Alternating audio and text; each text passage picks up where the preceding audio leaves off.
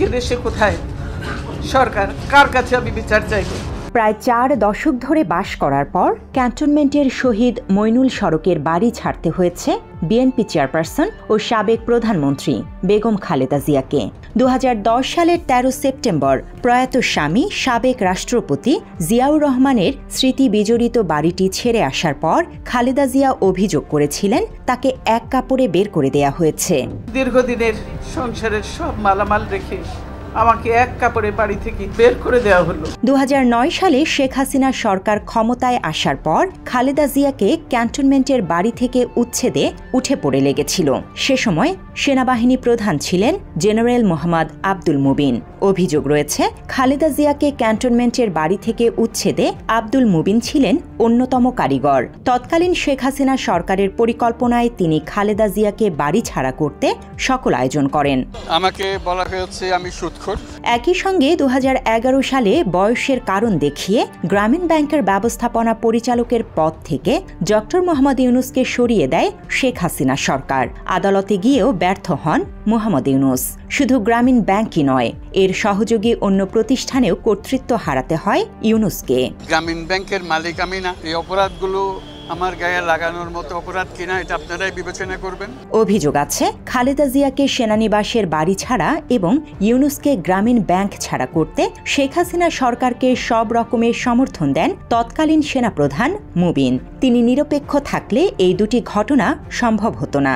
1983 সালে গ্রামীণ ব্যাংক প্রতিষ্ঠার পর থেকে ব্যবস্থাপনা পরিচালকের দায়িত্বে ছিলেন মোহাম্মদ ইউনুস। প্রতিষ্ঠার পর থেকেই গ্রামীণ ব্যাংকের কার্যক্রম তখন থেকেই বিশ্বব্যাপী ইউনুসকে পরিচিত করে তোলে। তার খ্যাতি হয় গরিবের ব্যাংকার নামে। দারিদ্র্য বিমোচনের মাধ্যমে বিশ্বের শান্তি প্রতিষ্ঠায় ভূমিকা রাখায় 2006 সালে গ্রামীণ ব্যাংক ও ইউনুস যৌথভাবে নোবেল পুরস্কারে ভূষিত হয়। The Nobel Peace Prize laureate for 2006, Mohamed Yunus. অনেকেই মনে করেন 2007 সালে জরুরি অবস্থার সময় ইউনুসের দল গঠনের চেষ্টা আওয়ামী লীগ সভাপতি শেখ হাসিনার সঙ্গে তার সম্পর্ক বৈরী করে তোলে। 2009 সালে শেখ হাসিনা সরকার গঠনের 2 বছর পরই ইউনুসকে গ্রামীণ ব্যাংক থেকে উৎখাত করা হয়। অন্যদিকে 2009 সালে ক্ষমতায় আসার পর শেখ হাসিনার সরকার খালেদা জিয়াকে সেনানিবাসের বাড়ি থেকে উচ্ছেদে উঠে পড়ে লাগে। সে সময় সেনাপ্রধান জেনারেল মোহাম্মদ আব্দুল মুবিন আওয়ামী লীগ সরকারের এই পরিকল্পনা বাস্তবায়ন করে খালেদা জিয়াকে বাড়ি ছাড়া করতে সকল আয়োজন করেন বলে অভিযোগ রয়েছে। বাড়ি থেকে বের করে দেয়া, দরজার তালা ভাঙ্গা নিতান্তই অসত্য, বানোয়াট ও উদ্দেশ্য প্রণোদিত।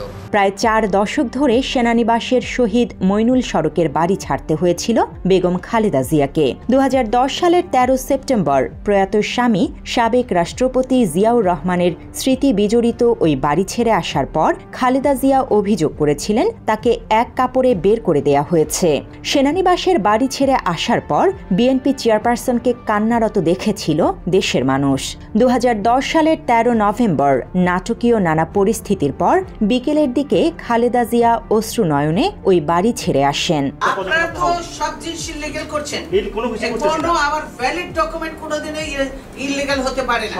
দেশ স্বাধীন হওয়ার পর 1972 সালে অ্যাডজুট্যান্ট জেনারেল হিসেবে জিয়াউর রহমান পরিবার নিয়ে শহীদ মইনুল সড়কের 6 নম্বর ওই বাড়িতে ওঠেন। পরে সেনাপ্রধান, সামরিক আইন প্রশাসক এবং রাষ্ট্রপতি হয়েও ওই বাড়িতেই ছিলেন জিয়াউর রহমান। 1981 সালের 30 মে রাষ্ট্রপতি জিয়া চট্টগ্রামে এক ব্যর্থ সেনা অভ্যুত্থানে নিহত হন। ওই বছরের 12 জুন তৎকালীন অস্থায়ী রাষ্ট্রপতি আব্দুস সাত্তার সেনানিবাসের ওই বাড়িটি খালেদা জিয়ার নামে বরাদ্দ দেন। ইজারা দলিলের মাধ্যমে তাকে সরকারি ওই সম্পত্তি দেয়া হয়। ওই বাড়িতেই বাস করছিলেন খালেদা জিয়া। প্রধানমন্ত্রী হওয়ার পরও ক্যান্টনমেন্টের ওই বাড়িতেই থাকতেন বিএনপি নেত্রী। ওনারা ধাক্কা দিয়ে আমাকে গাড়িতে উঠিয়েছেন। 2010 সালে ক্যান্টনমেন্টের বাড়ি ছেড়ে আসার দিনই সন্ধ্যায় গুলশানের কার্যালয়ে কান্না জড়িত কণ্ঠে সংবাদ সম্মেলনে 9 মিনিট বক্তব্য দেন বিএনপি চেয়ারপারসন। আর পুরোটা সময় তিনি রুমালে চোখ বুজে কাঁদছিলেন। সে সময় দলনেত্রীর পাশাপাশি বিএনপির জ্যেষ্ঠ নেতাদেরও কাঁদতে দেখা যায়। যে জোর করে ওনাকে উঠিয়ে নিয়ে আসেন, জোর করে দরকার হলে ওনাকে কোলে উঠিয়ে নিয়ে আসেন।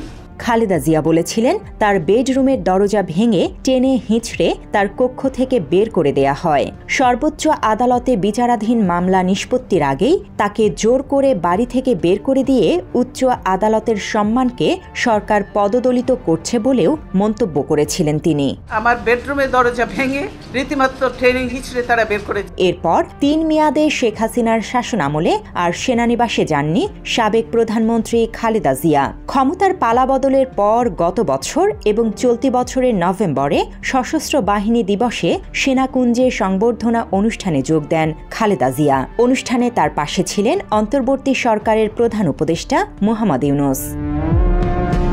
জানা গেছে এই সাবেক সেনাপ্রধান আব্দুল মুবিন এখন আলোচিত ব্যবসায়ী গোষ্ঠী ইউনাইটেড গ্রুপের সঙ্গে যুক্ত। ইউনাইটেড গ্রুপের প্রধান মালিকপক্ষ হাসান মাহমুদ রাজার সঙ্গে আব্দুল মুবিনের বেআই সম্পর্ক। শেখ হাসিনা সরকারের আমলে মুবিন নিজের ক্ষমতা দেখিয়ে নানান কাজ বাগিয়ে নিয়েছেন। বিশেষ করে তাকে প্রতিনিয়ত সরকারের বিভিন্ন দপ্তরে ঘুরঘুর করতে দেখা গেছে। এমনকি ইউনাইটেড গ্রুপের নানা অনিয়ম, দুর্নীতি এবং অর্থ পাচারের সঙ্গে জড়িত আব্দুল মুবিন। সেনাবাহিনীর অনেক কর্মকর্তাকে আইনের আওতায় আনা হলেও খালেদা জিয়াকে গৃহহারা করা, ২০১৪ সালের বিতর্কিত কালো নির্বাচন সংগঠিত করা এবং বিডিআরের পিলখানা হত্যাকাণ্ড ধামাচাপা দেওয়ার অন্যতম কুশীলব মুবিনকে এখনও আইনের আওতায় না আনায় জনমনে নানা সংশয় দেখা দিয়েছে।